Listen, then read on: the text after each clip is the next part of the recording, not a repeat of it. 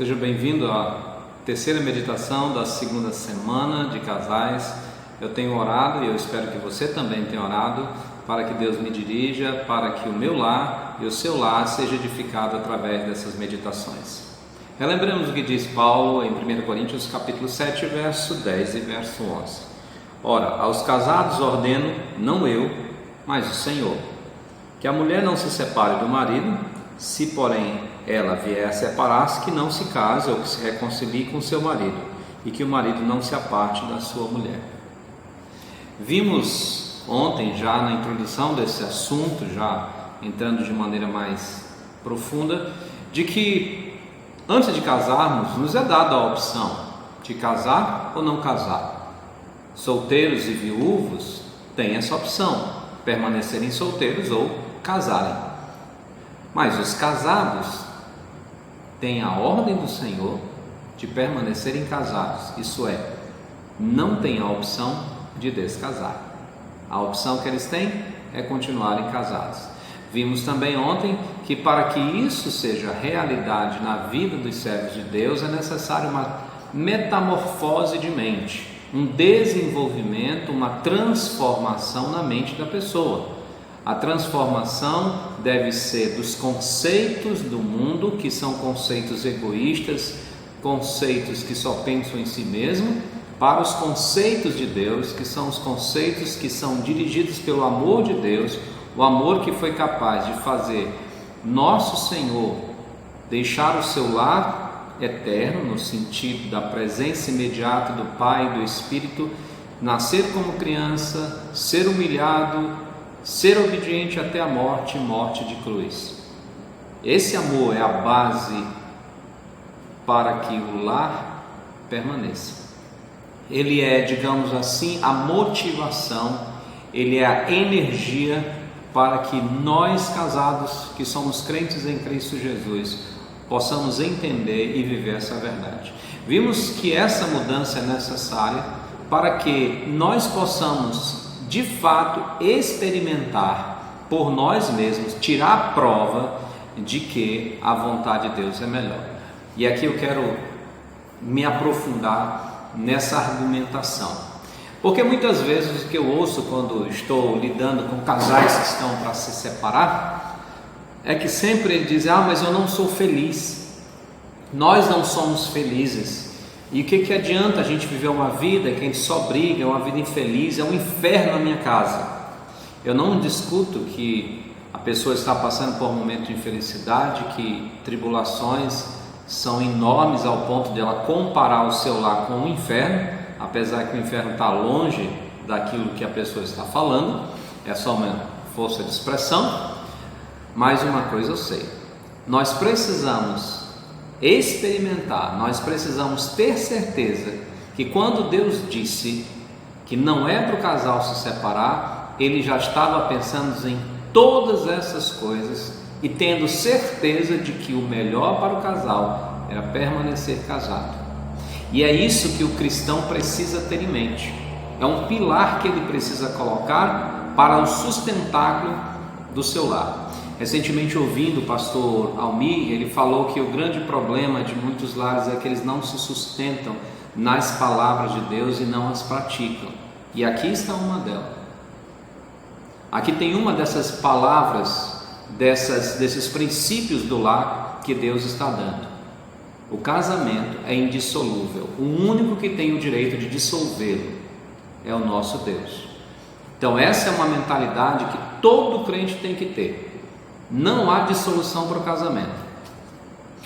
E o que acontece é que Deus espera que nós tenhamos a paciência no Senhor de podermos experimentar, comprovar que obedecê-lo era melhor, ou é melhor, é muito melhor. Então, quando o casal pensa em se separar, eles não estão pensando na obediência a Deus. Deus ficou de lado. Porque se você pensa em se separar, você já deixou Deus de lado, porque deixou a palavra de Deus de lado. E aí é onde entra o que diz o Senhor Jesus Cristo em Mateus capítulo 19. O motivo do divórcio é a dureza de coração. Eu não conheço nenhum divórcio que que o motivo não foi a dureza de coração, seja dos dois ou seja de um dos cônjuges naquele momento crucial da separação. O divórcio é uma vontade humana, é digamos assim, um progresso do coração humano e é um progresso da rebeldia do coração humano, principalmente para aqueles que conhecem o Senhor. E aqui eu preciso dizer que quando você não conhece a Deus, diante de Deus ainda há, digamos assim, esse atenuante, vou usar essa expressão. Mas se você é crente em Cristo Jesus, e até onde eu saiba, todos que estão me assistindo, todos que estão fazendo parte desse grupo são crentes em Cristo Jesus, então isso não é possível sem desobedecer a Deus. Não há uma única justificativa para divórcio na palavra de Deus. E é mesmo aqui Paulo coloca a pessoa numa situação muito difícil. E nós vamos falar um pouco disso mais à frente. Mas se você não entender e não colocar na sua mente que essa é a vontade de Deus e que você precisa firmar-se na vontade de Deus e entender e confiar e crer que essa vontade é melhor, é boa, é agradável, é perfeita, ainda que você não esteja vendo isso, você com certeza vai considerar apenas o seu coração, o seu egoísmo. A separação geralmente ela nasce num coração egoísta. Diz, não, mas eu não estou bem, eu não estou feliz, a pessoa está me maltratando. Eu não estou dizendo que isso não é verdade, eu não estou dizendo que isso não está acontecendo, mas o que eu estou dizendo é que quando você determina no seu coração que você vai se separar da sua esposa, que você vai se separar do seu marido, você está deliberadamente desobedecendo a Deus. Talvez você diga, pastor, como é que fica o caso quando o marido espanca a sua esposa? É um caso de crime, a vida está em risco. Mas aí nós temos um problema muito sério, porque será que esse homem que está espancando a esposa é um servo de Deus? Porque nesse momento eu estou pensando em servos de Deus, estou falando para servos de Cristo. Por quê? Porque infelizmente muitos jovens hoje em dia têm uma ideia totalmente deturpada, e até muitos casais crentes têm uma ideia totalmente deturpada sobre casamento. Às vezes um pouco pelo lar que tiveram, pelo lar que vieram, outras porque ao longo da vida foram ouvindo as filosofias do mundo, enchendo suas mentes dessas filosofias que são totalmente egoístas, e tem essa ideia de que não, isso é um dogma de igreja, isso é uma invenção da igreja católica, da igreja evangélica, das tradições evangélicas. Não, isso não é uma invenção, é a ordem de Deus. Quando Jesus Cristo foi questionado sobre o divórcio em Mateus capítulo 19, o Senhor retornou para o princípio e disse, não tendes lido que desde o princípio, lá no princípio, criou Deus homem e mulher, e por essa razão deixa homem, pai e mãe, e se une a sua mulher, tornando-se os dois uma só carne, de modo que não são mais dois, mas um só. Por isso que Deus juntou, não separe o homem. Então essa é a afirmativa. Quando Jesus é questionado sobre o divórcio, é legal, é lícito, é de acordo com a lei que o homem se divorcie da sua esposa? Jesus Cristo responde dessa forma, essa não é a vontade de Deus. O divórcio é da vontade humana, é a rebeldia, é a dureza de coração, que ora não quer se arrepender dos seus pecados, dos atos pecaminosos, ora não quer se arrepender e não quer conceder perdão. Esse é um problema. E quando eu coloco na minha mente, no meu coração, de que esta é a vontade de Deus e que não há outra alternativa, quando vem os problemas, eu só tenho uma saída para os meus problemas: resolvê-los. Resolver, porque eu sei que fora disso eu estarei pecando contra Deus, fora disso eu estarei indo contra a palavra de Deus. E aqui eu preciso abrir O meu objetivo não é discutir pormenores nem linhas teológicas, porque meu intento na semana de casais é ser o mais prático possível, mas eu preciso declarar minha posição. Eu não vejo em lugar nenhum justificativa para divórcio, nem em caso de adultério.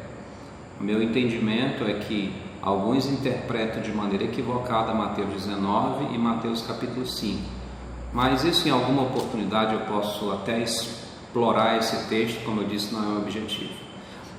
Todo o nosso ministério, meu e da Melanie, nós temos lidado com separação com esse pensamento. Não há justificativa. Se você vai se divorciar, vai ser por sua dureza de coração, porque Deus odeia o divórcio, porque é contra a vontade de Deus. E quando eu coloco isso na minha mente, que apesar dos problemas com o meu marido, apesar das coisas que ele é, apesar das coisas que a minha esposa é, dos problemas que a minha esposa me traz, mas essa possibilidade não está cogitada porque eu estarei pecando contra Deus, então eu buscarei no Senhor uma alternativa para resolver os meus problemas, ainda que o outro não o resolva, mas eu procurarei, porque há um princípio que vem também: a minha felicidade está em Cristo, a minha felicidade está no Senhor. É claro que todos nós casamos para ter um lar cristão feliz, mas não é o lar que me faz feliz, quem me faz feliz é Deus, é o Senhor. Então, essa mentalidade, quando eu coloco, eu vou descobrir mais lá na frente, como eu já vi muitos casais que chegaram no nosso escritório, que chegaram no nosso gabinete de aconselhamento, prontos a se separar, mas seguiram os conselhos, ouviram a palavra de Deus, deixaram o Espírito Santo transformar a vida deles, e hoje experimentam, são pessoas que podem dizer: nós experimentamos, nós comprovamos que a vontade de Deus em continuar casado, ela é boa, é agradável, é perfeita. Sim, é difícil naqueles dias em que o seu marido não mostra já há tempos nenhum tipo de carinho, há tempos ele não mostra nenhum tipo de apreciação, gentileza. Só falta ele dizer, se é que ele não disse, para você ir embora. Da mesma forma, é muito difícil quando a sua esposa já não mostra mais carinho, gentileza, apreciação, e só falta ela dizer, se é que ela não disse, para você ir embora. Eu sei que não é fácil, porque eu nunca passei por isso, mas uma coisa eu sei: quando a Bíblia diz que a vontade de Deus é esta, eu tenho que crer que ela sempre será a melhor saída, ela sempre será o melhor para nós. Quando o grande problema é que o mundo, a nossa carne, o nosso pensamento, o nosso coração desesperadamente corrupto luta contra a vontade de Deus. Por quê? Porque a vontade de Deus também vai contra o nosso egoísmo, e aí fica difícil, porque fica aquele conflito dentro de nós. Mas como? Eu estou sofrendo, eu estou mal, eu estou ruim, eu não sou feliz, meu lar não é feliz, meus filhos não são felizes, como é que Deus quer isso para a minha vida? Pois é nessas horas que é necessário acreditar que o que Deus fala na sua palavra é a verdade. Lembra de lembra de Hebreus capítulo 11, verso 1? Ora, a fé é a certeza das coisas que se esperam e a convicção de fatos que se não veem. Muitas pessoas pensam que esse versículo está falando de que eu desejo alguma coisa e como eu não vejo, então se eu acreditar que vai acontecer, então aquilo vai acontecer. Desculpa, mas essa é uma interpretação extremamente errada desse versículo.